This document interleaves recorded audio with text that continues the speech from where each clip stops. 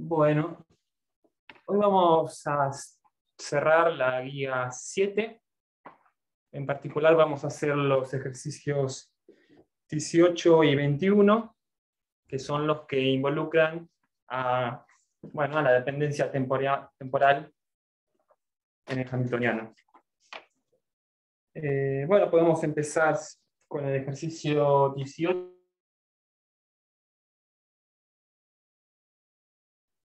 Y lo que nos pide es calcular la derivada temporal del valor medio de un observable A. ¿Sí? Podemos empezar con la definición de un valor medio, que sería...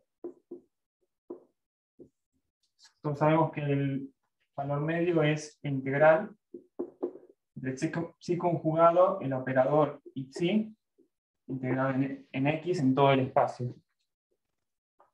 ¿Sí? Todo esto lo vamos a tener que derivar. Como la derivada es en el tiempo y la integral es en x, entonces en principio la derivada puede entrar adentro de la integral sin ningún problema. Entonces, haciendo la derivada del producto,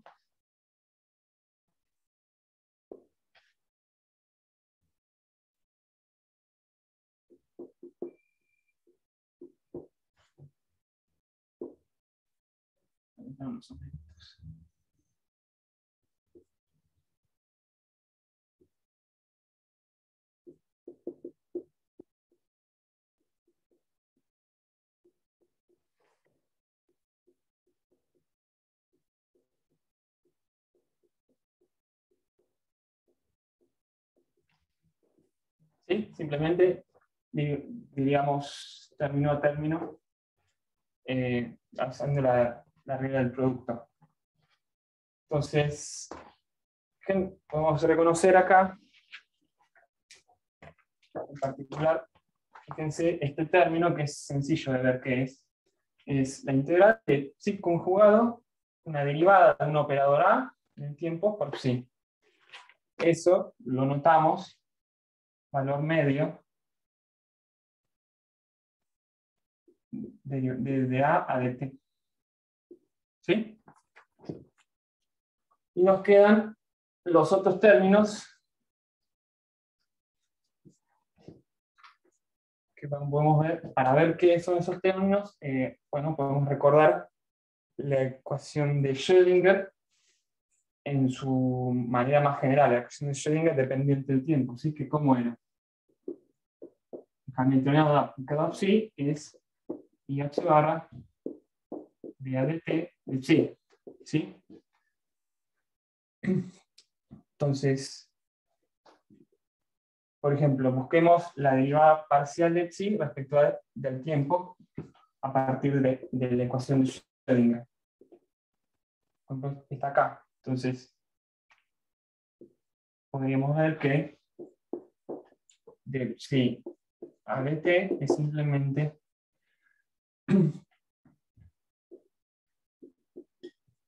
menos i sobre h barra el hamiltoniano, operador hamiltoniano aplicado a psi.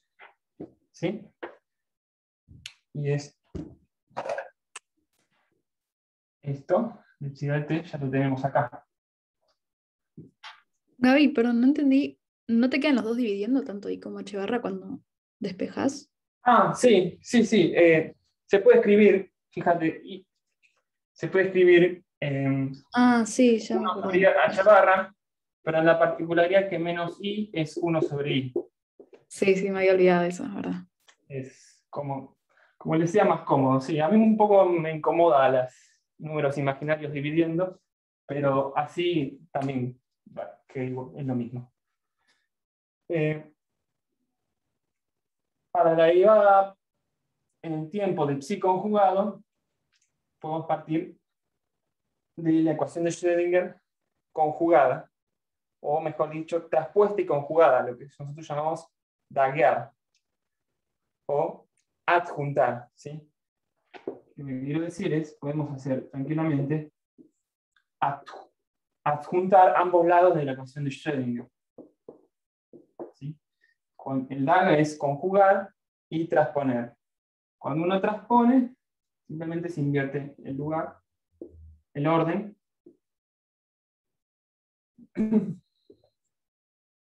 Y también, y cuando uno conjuga, se conjuga.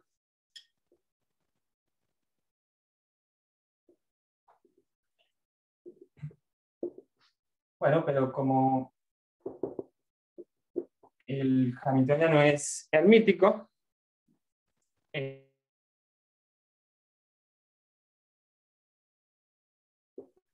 adjunto de H es H. Entonces, en definitiva, esto es H.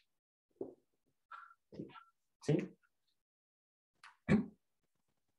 Bueno, pero entonces del otro lado también, del otro lado, del lado derecho de la ecuación de Schrödinger, también podemos adjuntar el número imaginario I pegado con su conjugado, menos I H barra, de sí conjugado, de A de T. ¿Sí? Simplemente conjugamos. Como no hay que transponer porque, bueno, es una función.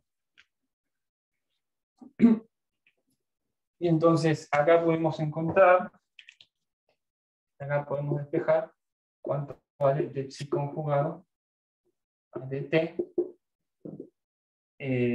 dividiendo el I sobre H barra, menos 1 sobre I H barra, psi conjugado H. H es un operador, sí. Y eso es lo que tenemos.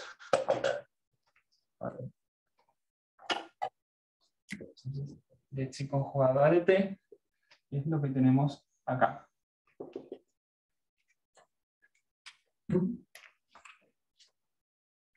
Pasando en limpio todo esto, ¿cómo quedaría entonces la derivada del valor medio de A? La derivada del valor medio de A va a ser, tenemos primero un primer término que es, podemos sacar factor común menos 1 sobre I H barra afuera, por la integral de qué cosa. Esta derivada parcial de psi conjugado A por psi pasa a ser menos 1 sobre I H barra psi conjugado H A por psi. ¿Sí?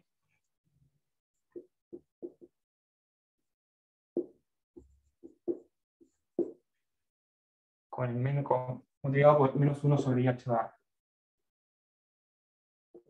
Este valor medio lo dejamos para después. Y este término, el de la derivada parcial en el tiempo de psi, lo podemos reemplazar por este otro. Simplemente es un menos psi conjugado a H, sí, todo integrado en X, ¿sí? Sacando factor común menos 1 sobre H barra. Y nos queda el término rojo, que es la derivada parcial del operador, un valor medio. Ahora, lo interesante es que acá se puede reconocer un conmutador. Fíjense, acá hay un sándwich. Bueno, en la jerga se suele decir cuando uno multiplica izquierda por psi conjugado y a derecha por psi, se le llama sanguchar, un poco informalmente, pero lo que sanguchar, de un lado tenemos H por A, y del otro lado tenemos menos A por H. Entonces eso es lo que llamamos el conmutador. Entonces, esto está involucrado en el conmutador de H por A. ¿Sí? Pasando en limpio esta ecuación, entonces queda menos 1 sobre IH barra. Como estamos ensanguchando entre psi conjugado y psi todo, estamos tomando un valor medio. Un valor medio de H con A, más la derivada parcial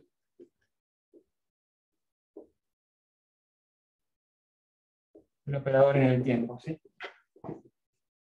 Y este entonces es el resultado que nos pedía llegar el ejercicio.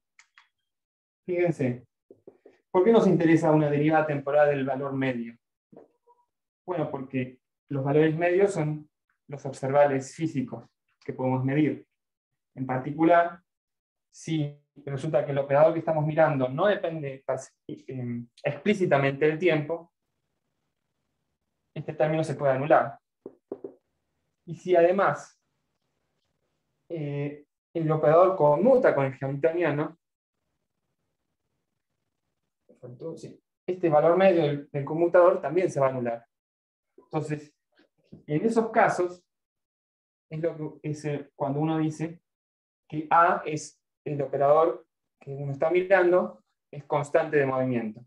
Entonces, su valor medio vale, no depende del tiempo y vale siempre lo mismo. Y eso suele simplificar mucho los problemas. Y fíjense, entonces, no solo eso, en el caso en que el conmutador de H con A es 0, recuerden que también tenemos, entonces se puede decir que H y A tienen una base común de autofunciones. Entonces, ambos el observable asociado al hamiltoniano, que es la energía, y el observable asociado al operador A, llamémoslo observable A, ambos están definidos simultáneamente. ¿Sí? Entonces, esta ecuación es muy importante para poder definir las constantes de movimiento de un problema. En particular, veamos lo que se llama el segundo ítem del problema, pide aplicar esta descripción tomando el operador A como, por ejemplo, la posición. Y es lo que se suele llamar teorema de Ehrenfest. Por ejemplo, si la posición, si queremos calcular la derivada temporal del valor medio de la posición, simplemente reemplazamos A por el operador X de posición. Entonces esto queda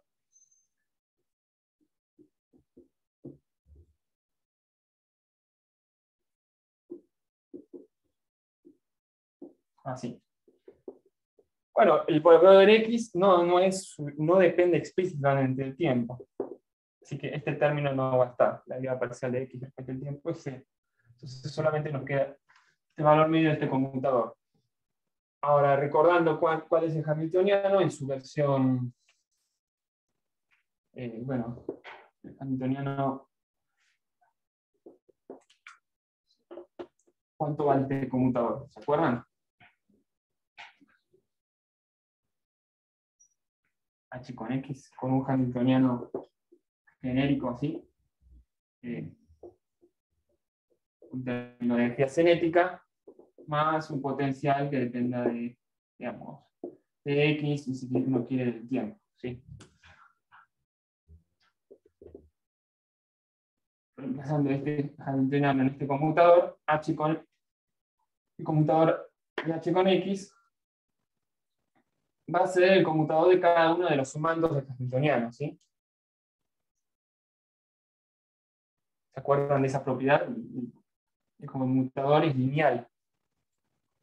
Por ejemplo, entonces, en definitiva, esto va a ser menos H barra, valor medio de, bueno, por ejemplo, p cuadrado sobre 2m, conmutado con x. ¿Sí? Bueno, ¿eso cuánto da?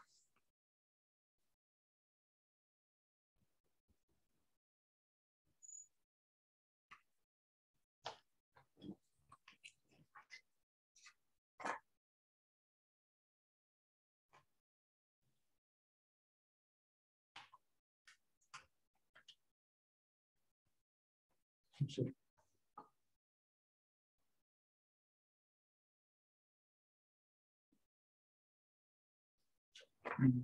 Nadie quiere participar. Bueno, recuerden, el único conmutador que uno tiene que recordar, básicamente, al menos en esta parte de la materia, es el conmutador X con P. ¿Sí? Ese es sencillo, es IH barra, y recuerden que está relacionado con la relación de incerteza entre X y P.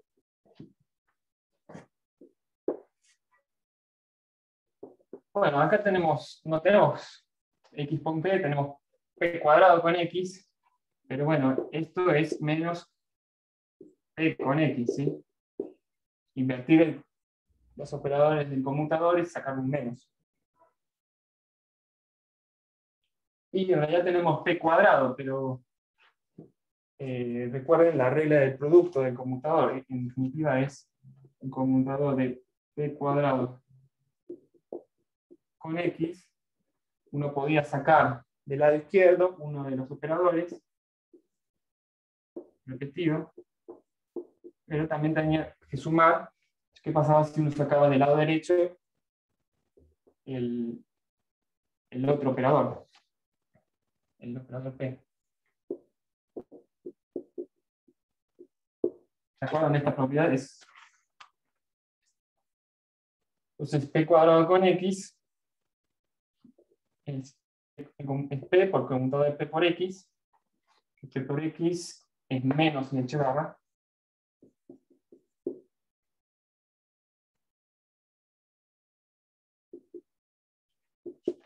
En definitiva, esto es, si no me equivoco, menos 2 IH barra. P. ¿Sí?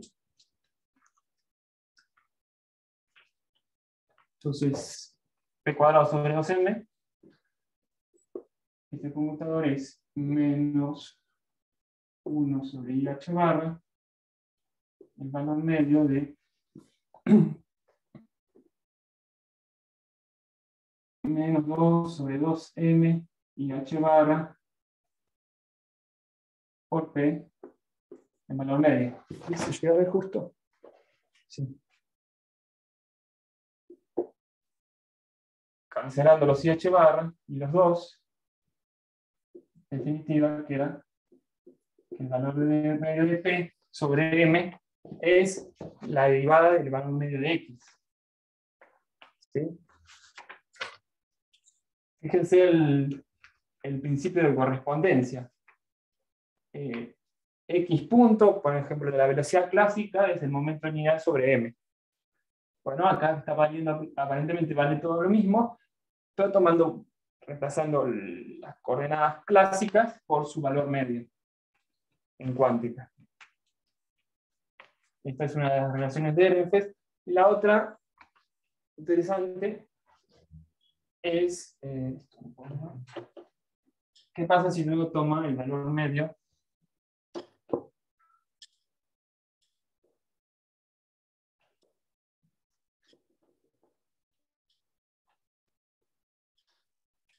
de P, del operador momento?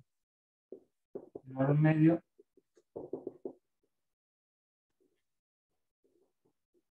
¿sí?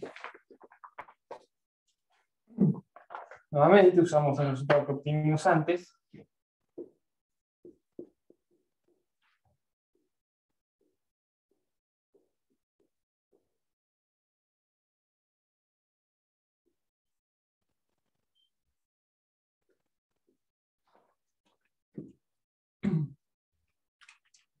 H con P.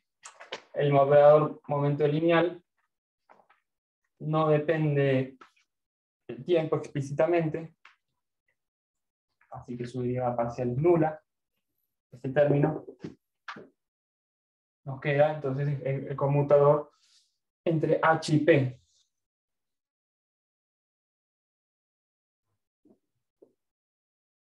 Ahora, bueno, la parte de energía cinética, fíjense, P cuadrado con P se anula, porque el conmutador de P cuadrado con P, o tantas veces P consigo mismo, siempre da cero. ¿Sí? Entonces, lo que habría que ver en este caso es cuánto vale el potencial, el conmutador del potencial con P.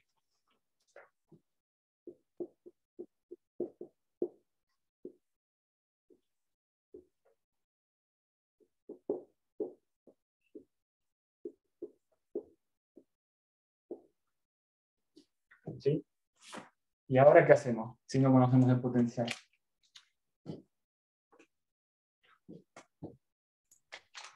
Lo único que sabemos del potencial es que, bueno, depende de la del operador posición y del tiempo.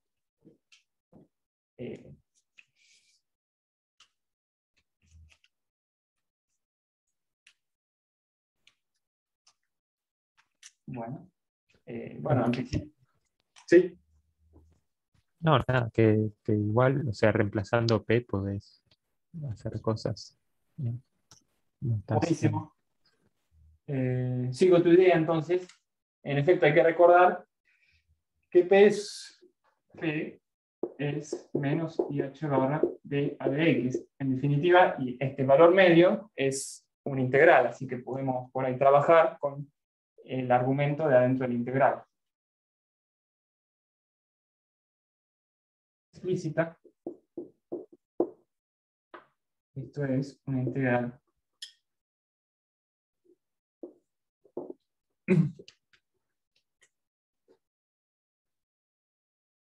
Este valor medio es simplemente si conjugado a izquierda, adentro va a aparecer el conmutador, que es precisamente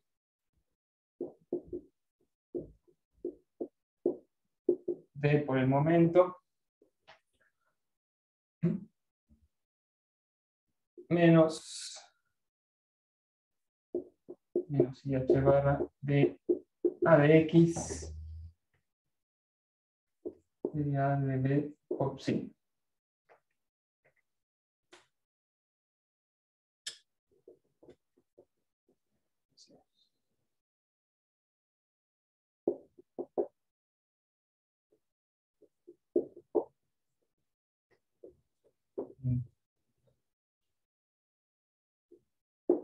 Estoy integrado en X, ¿sí? A ver si está bien. Sí conjugado B, P, sí, menos P, B, sí conjugado. no, falta sacar el segundo. Me falta un sí conjugado acá. Gracias. Ahí estamos mejor. Sí. Bueno, y entonces, bueno, fíjense que acá hay una idea parcial, medida en X. Bueno, podemos escribirla como usar la regla del producto de la derivada. Como db a de X por psi más b de psi a de X. ¿Estamos de acuerdo? Entonces,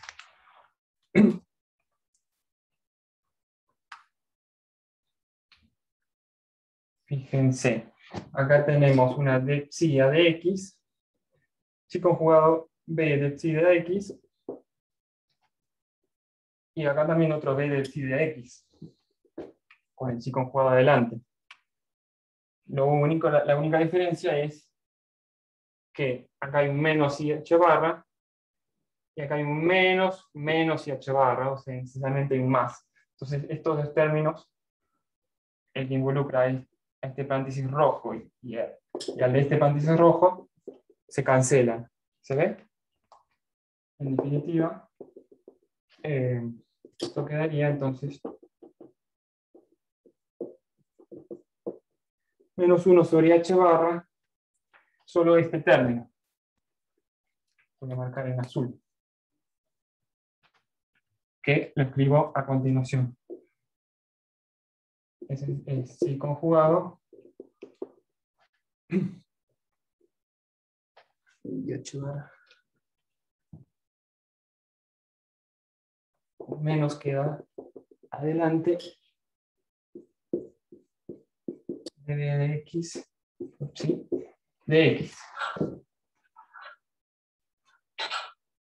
¿Sí? Y fíjense, no se olviden este menos. ¿Esto cómo se puede reescribir? Bueno, viendo que esto ya es un valor medio, ¿sí? Estoy conjugado algo por sí, todo integrado. Esto es menos el valor medio de la derivada del potencial respecto de x.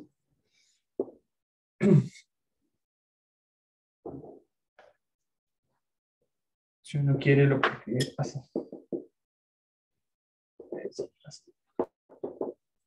Ahí estamos. ¿Sí? ¿Esto a qué les suena?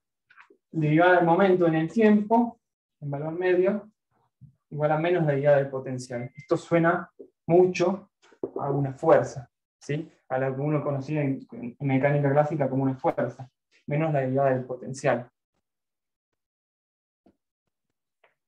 Ahora, fíjense que le suena a la segunda ley de Newton, ¿no? Por ejemplo,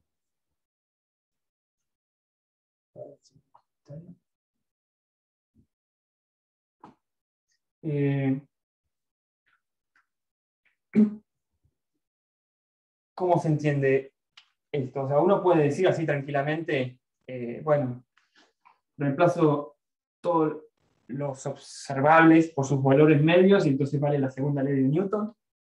¿O hay algo que no vale tan directamente? No sé, veamos. Por ejemplo, si el potencial es, no sé, el oscilador medio, algo así como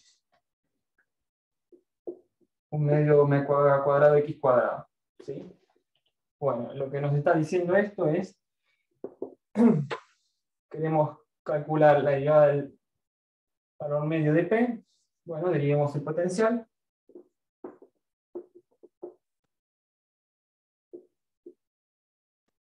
Omega cuadrado x cuadrado. En definitiva, el valor medio, podemos decir, en este caso, de P a dt, simplemente un menos, tomar el valor medio de la derivada del potencial, o sea, es menos omega cuadrado de x cuadrado. O sea... Pero... Ah, eso. Se me coló el cuadrado, ¿sí? Fíjense que es la misma fuerza newtoniana que estamos acostumbrados.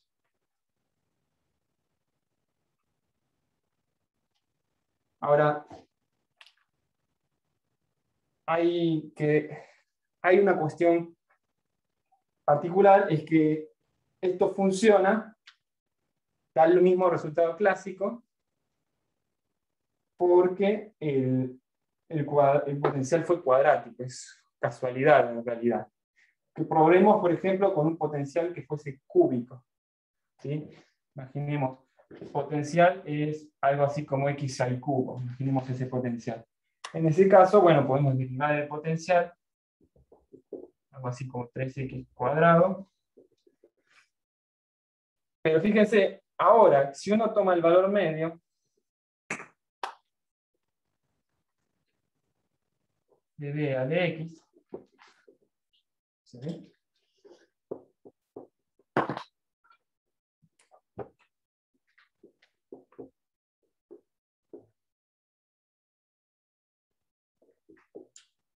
Ahora lo que queda es 3 valor medio de x al cuadrado.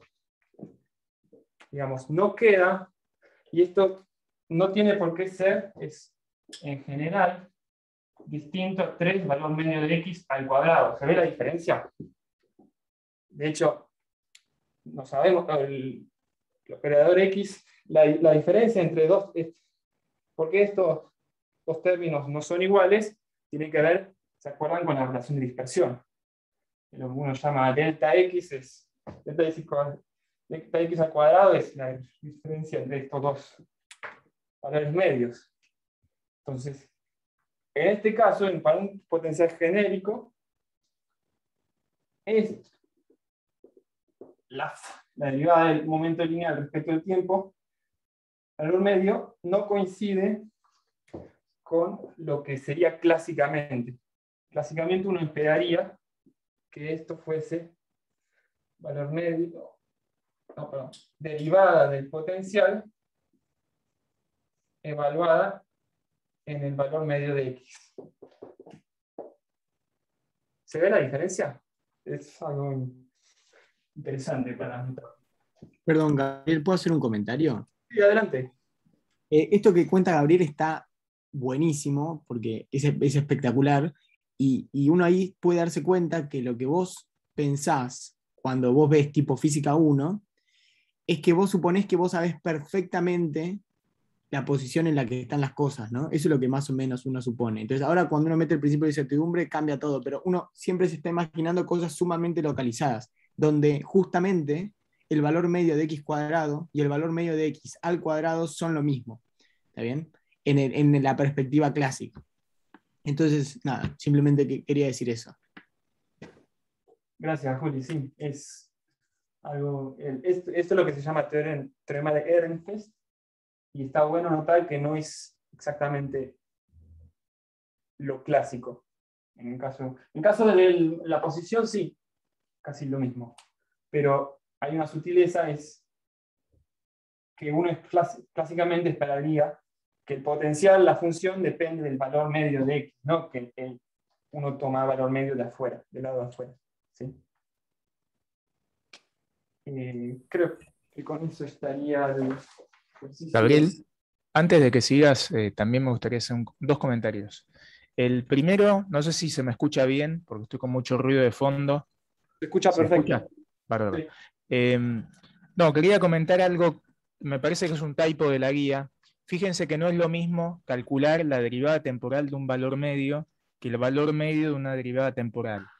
Bueno, en el enunciado del problema en la guía, me parece que ustedes lo que tienen, lo que les piden que calculen es el valor medio de una derivada temporal. Valor medio de x punto y valor medio de p punto. Esos son typos, me parece. ¿Sí? O sea, el teorema de Ehrenfest, el resultado al que les piden que se llegue es lo que hizo Gabriel. ¿Sí? Entonces tengan cuidado con ese typo de la guía. Y otra cosa, Sí, es correcto, tenés razón. uno podría agregar otra relación, por ejemplo, si usara como operador ahí, en vez de poner como operador el operador X y el operador P, podríamos poner, por ejemplo, el operador hamiltoniano para un hamiltoniano que no dependiera del tiempo. ¿Sí? En ese caso quedaría la derivada temporal del valor medio del hamiltoniano.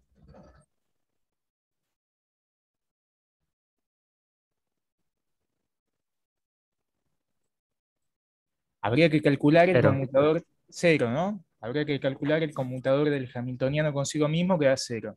Entonces, eso significa que la derivada temporal del valor medio del hamiltoniano, para un hamiltoniano que no depende del tiempo, explícitamente, da cero.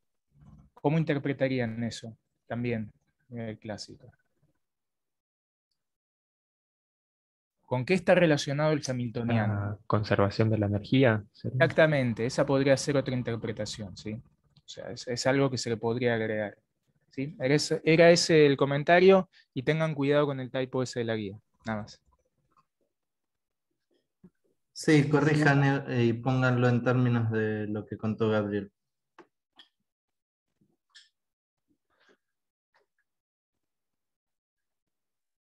Mientras borro, les dejo una para que vayan pensando. Fíjense el potencial genérico, que acá está escrito como un potencial que depende del operador X y del tiempo. Y les planteo así la duda. Si el tiempo claramente uno lo puede medir, ¿por qué en la cuántica el tiempo no es un operador? ¿No? Uno pensaría que el tiempo tendría que ser un observable, entonces, ¿por qué no va a algo así? ¿O por qué no existe ese operador? Pénsenlo.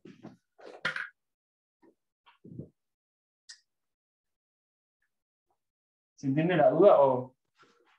De hecho, estoy diciendo algo mal en la pregunta, pero está bueno. Cualquier cosa se lo pueden preguntar a Claudia, a ver qué les dice.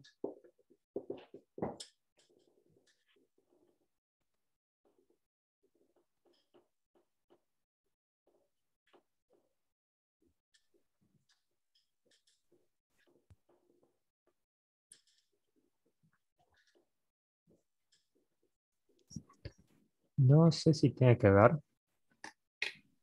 pero podría ser que hasta cierto punto el tiempo siempre se mide en intervalos. O sea, en no sé, en la cuántica y todo eso, por ejemplo, lo que vimos hoy en la teórica es que la energía al final se mide en términos más o menos absolutos, como, no sé, tenés energía en un sólido o algo así. Bueno, de un oscilador armónico que era una cosa más un medio y el un medio, por ejemplo, importaba. No, no es que te podías olvidar del un medio, a pesar de que...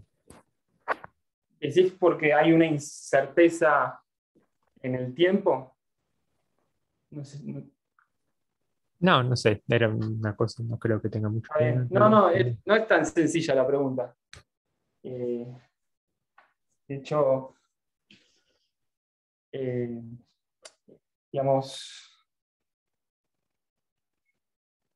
así, a grandes rasgos, digamos, lo que uno tiene que notar es que lo que estamos viendo es la ecuación de Schrödinger a partir de, es una ecuación no relativista. Entonces, pedir que exista un operador de posición y al mismo nivel el operador de tiempo, eso no sería necesario pedirlo. Porque, por ejemplo, en la mecánica newtoniana, el tiempo está bien, se puede medir, pero en el fondo todo termina dependiendo del tiempo, ¿no? Por ejemplo, ¿cuál es el objetivo de Newton? Encontrar la ecuación de evolución, la evolución de las soluciones en el tiempo, ¿sí?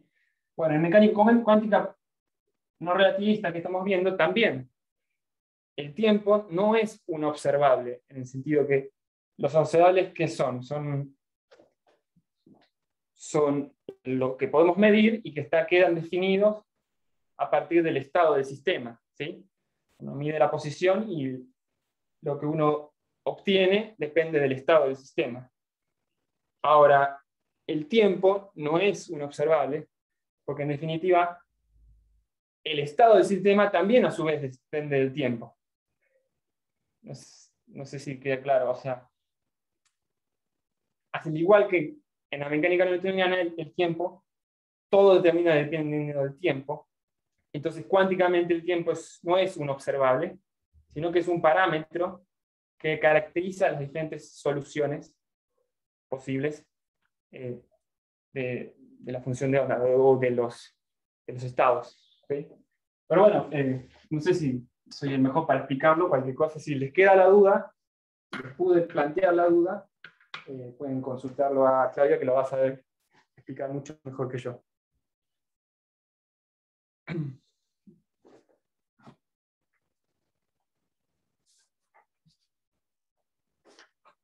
Vamos.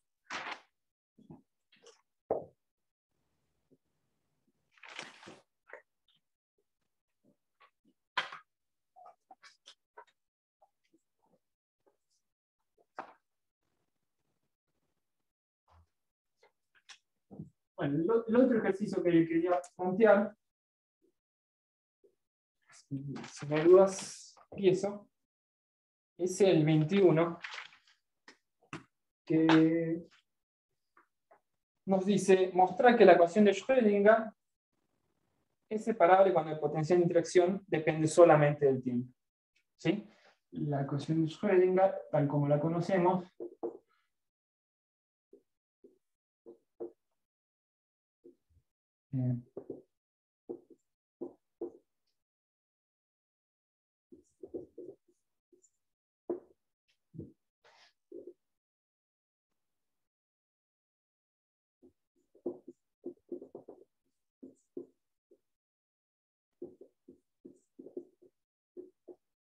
con un potencial que depende solamente del tiempo.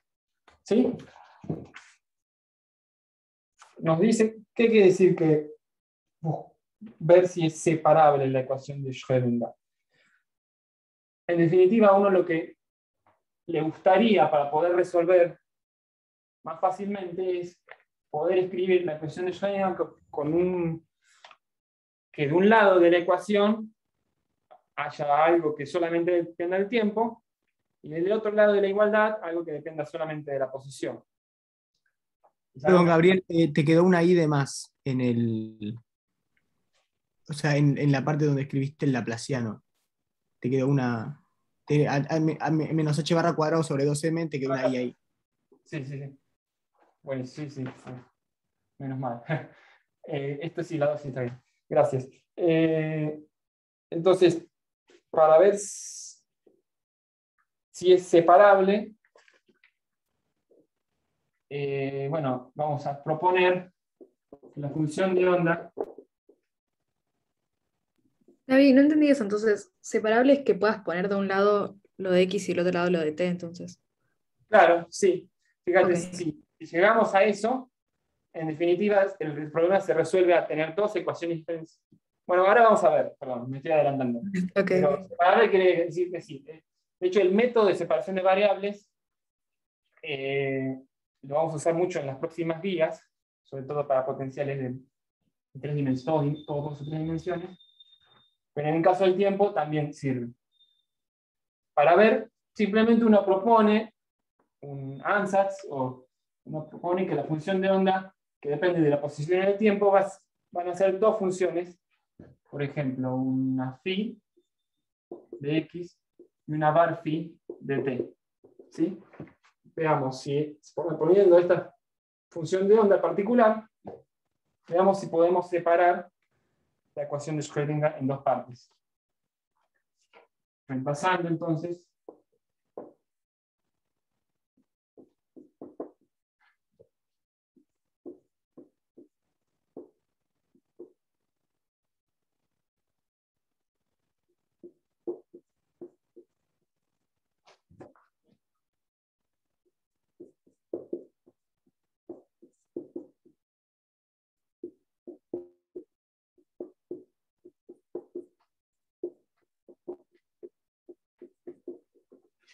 a ver si me equivoqué.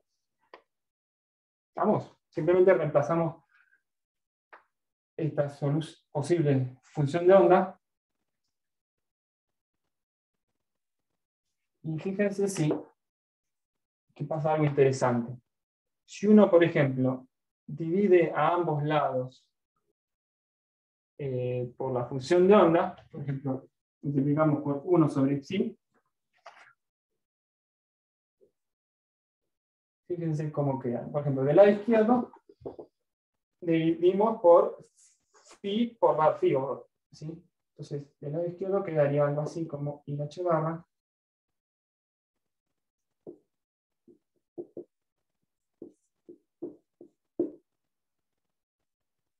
¿sí? Si esto ya solo depende del tiempo. Pero si también del lado derecho dividimos por psi, fíjense que acá tenemos también tenemos a psi. Entonces, dividir por psi queda solo el potencial. Bueno, lo pasamos para el otro lado. Menos b de t. Y del lado derecho queda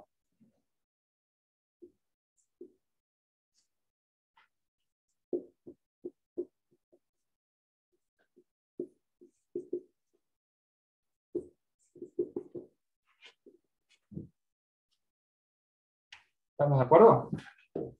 Copien.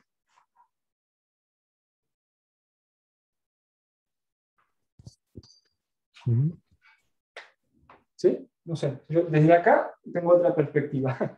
Se ve todo más torcido. Fíjense como que del lado izquierdo hemos ya logrado un poco el objetivo, ¿no? Porque todo var phi depende solo del tiempo, el potencial solo depende del tiempo. Entonces, del lado izquierdo, esto en definitiva es una función del tiempo, ¿sí? Y del otro lado, esto que, fíjense que solo depende de la posición x.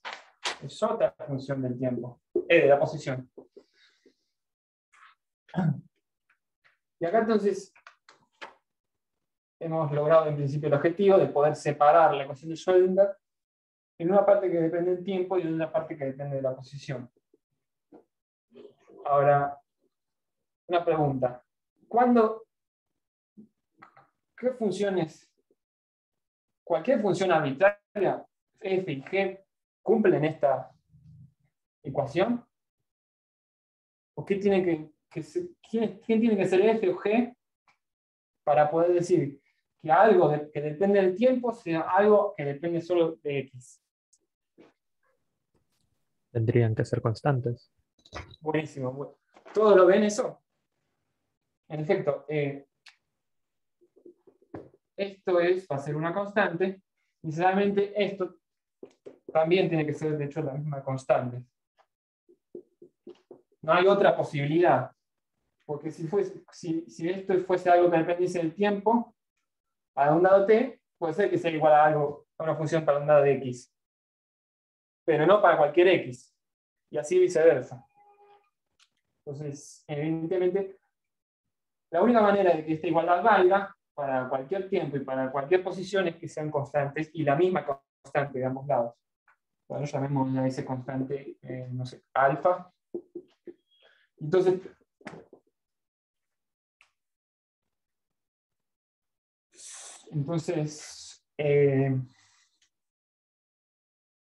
pasamos de una ecuación diferencial a poder tener dos mitades, cada una igualada a la misma constante. Escribamos esas dos ecuaciones diferenciales. Una, la que depende del tiempo, va a quedar algo así.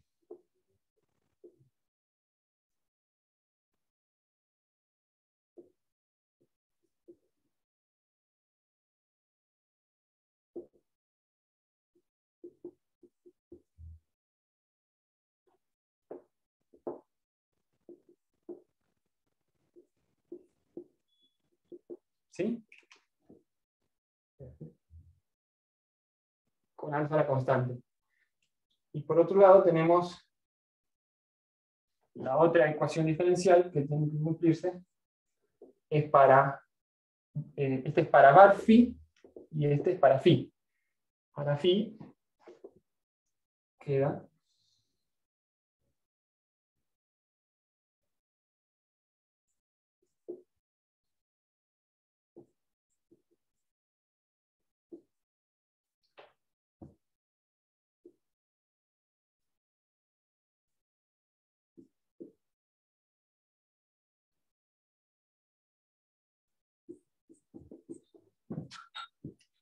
¿sí?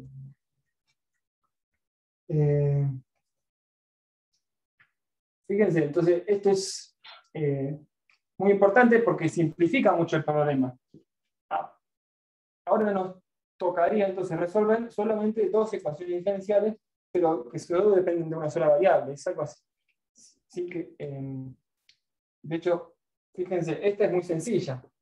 Es una derivada segunda de una función por menos la función por una constante. ¿Cuál es la solución? ¿La reconocen? Entonces, si esta constante la llamamos, por ejemplo, k cuadrado.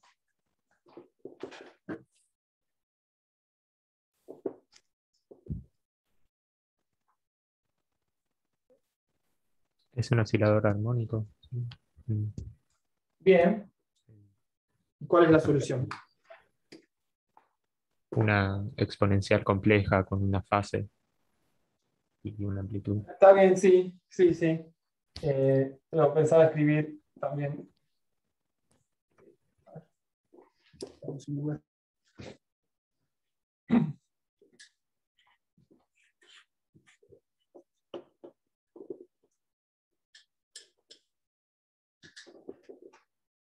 Bien, entonces acá proponen una exponencial compleja con una fase o con una suma de dos exponenciales. Es lo mismo, complejas, eso sí. ¿Sí? Entonces, bueno, o una superposición, digamos, de unas planas, en fin.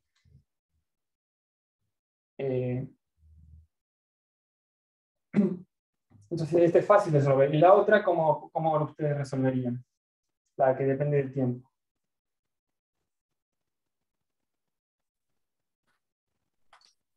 Pasando bar phi al otro lado.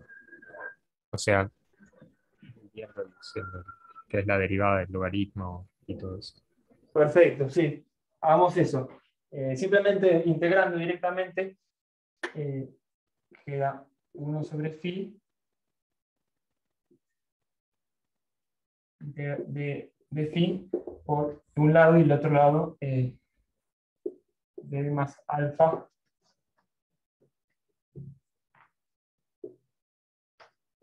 integrado el tiempo. ¿Sí? Bueno, en efecto, esto es el logaritmo de phi. Bueno, esta integral habría que hacerla. Depende, bueno, del potencial BDT. Entonces,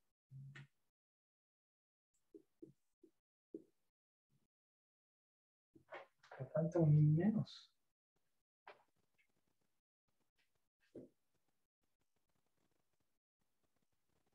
No, está bien.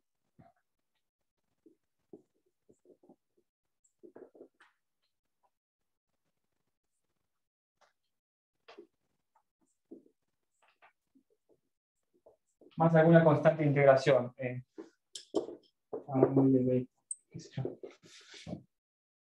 Bueno, entonces, phi de t, integrando directamente, tiene su solución sencilla. Es la exponencial. Va a ser, bueno, la constante beta, vamos a hacer como una coeficiente, la amplitud de la exponencial, y a la menos i la leche barra. Ojo, a mí no me gusta el i dividiendo, entonces esto es un menos i arriba. Entonces,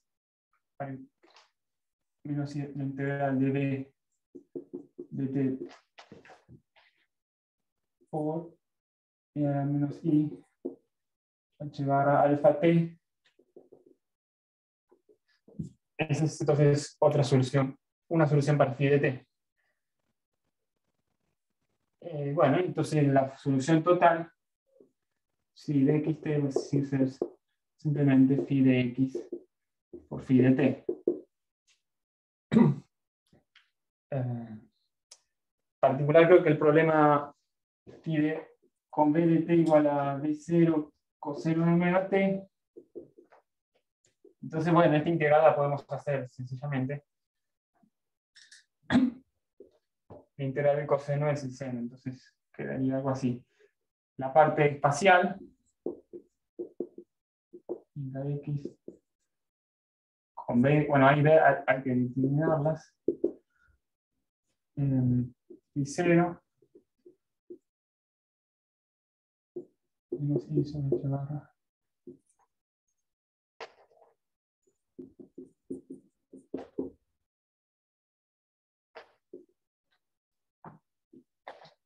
De 0. Bueno, estas son cuentas, ¿no? Pero se entiende la idea. Creo que si no me equivoco, esta es en principio una posible solución. Y el problema, entonces, por último, pregunta, bueno, si esto es una función de onda estacionaria o no. ¿Es estacionaria la función de estado resultante? Está. O primero, ¿qué es una función de estado resultante? Estacionaria.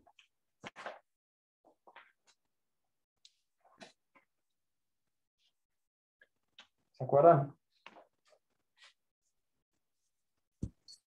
El módulo, no, bueno, la densidad de probabilidad no cambia con el tiempo, ¿será? Exacto, O- bien.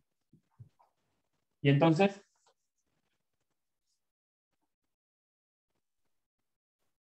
bueno, habría que ver cuánto vale el módulo de chi al cuadrado, ¿no?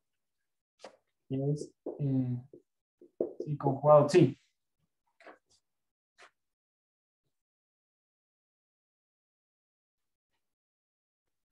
Bueno, y entonces, fíjense que estas exponenciales son complejas, con sus conjugados se anula. Entonces, va a quedar el módulo al cuadrado de chi, va a quedar algo que depende solo de la posición y no va a depender del tiempo.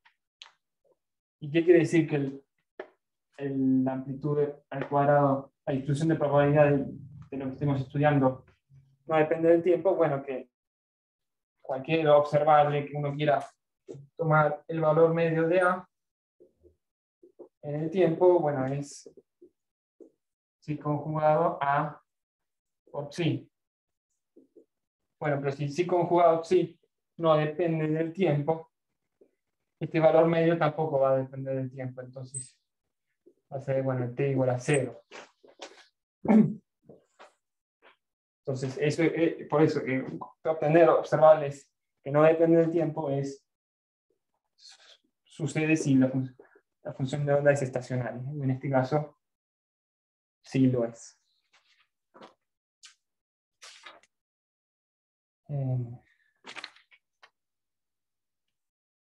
Bueno, pues quedó cortita la clase. ¿Alguna duda? ¿Algo que quieran? Sí, lo último lo repetís, porfa. O sea, es como que te queda lo mismo para cualquier tiempo, dijiste, o como. Claro, sí, por ahí me salté un paso. Gracias por preguntarlo. En efecto, o sea, el valor medio de A de t, en principio depende del tiempo, es, por definición, integrar psi conjugado A por psi. Sí. Ahora, si psi conjugado psi, podemos escribirlo como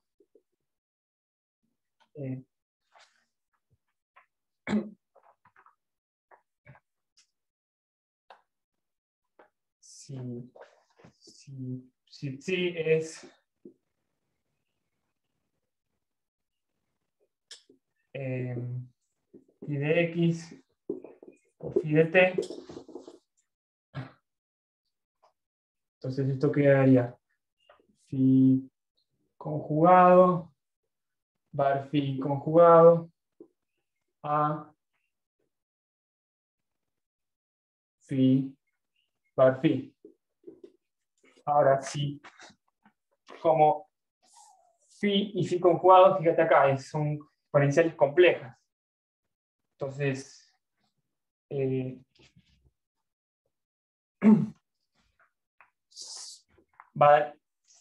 phi por phi conjugado es algo que no va a depender del tiempo. No depende del tiempo. Entonces, este valor medio tampoco va a depender del tiempo. ¿Sabes? Porque la función de onda es estacionaria. Eso va a ser a un tiempo cero o a una constante. Ok. Gracias. No, gracias por preguntar. Sí, no sé si tengo nada más para decir. Creo que con esto ya está bastante completa la guía.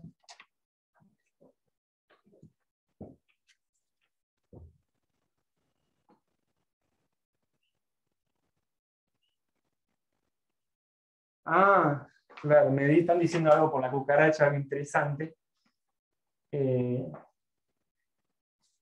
Sí. Yo creo que sí, se puede plantear. Que usted queda bien una pregunta interesante es, fíjense, sí, ¿cuánto vale este valor medio cuadrado? O sea, ¿está bien definida esta función de onda? Digamos, ¿qué tenía que cumplir la función de onda? Bueno, ¿Normalizada?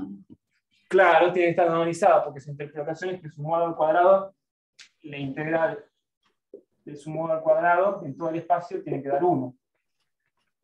Esta es la distribución de probabilidad. ¿Qué pasa con esta función de onda? Que son esencialmente ondas planas en X, ondas planas en el tiempo, bueno, más o menos. Pero, ¿qué hacemos con la normalización? Es un tema complejo. Nada, evidentemente esto no está tan claro. A priori uno no se ve si está normalizado o no. En principio, digamos, es una función de onda, fíjense que ocupa todo el espacio, ¿no? no es como, no hay una exponencial decreciente en infinito, en menos infinito, esto no es una partícula porque no está definido en un cierto espacio ni en un cierto tiempo. Entonces, no sé si Juan querés acotar algo más o le embarré demasiado. No, no, justamente te pregunté si la pregunta podía llegar a hacerse sin confundirlos. O sea, evidentemente, como les dijo Gabriel, habría que hacerle algo a este modelo y se los vamos a adelantar. O sea, hay distintos modelos para describir lo que es una partícula libre. Uno podría ser confinarla de prepo a una especie de caja, a una especie de recinto, imponiendo condiciones adecuadas de contorno, que eso ya lo vamos a ver. Y otra posibilidad sería imponer lo que se llama condiciones de contorno periódicas, por ejemplo. Hay muchas opciones, pero eso ya supongo que irá apareciendo. O sea, tengan en mente que así como está escrito esto, estaría faltando algo. ¿Sí? Sí. Era eso. Fíjense que quedan un montón de constantes a determinar. O sea, eso. Sí. Bueno, estamos por hoy, me parece. Carlos. Deja de grabar. Sí, gracias.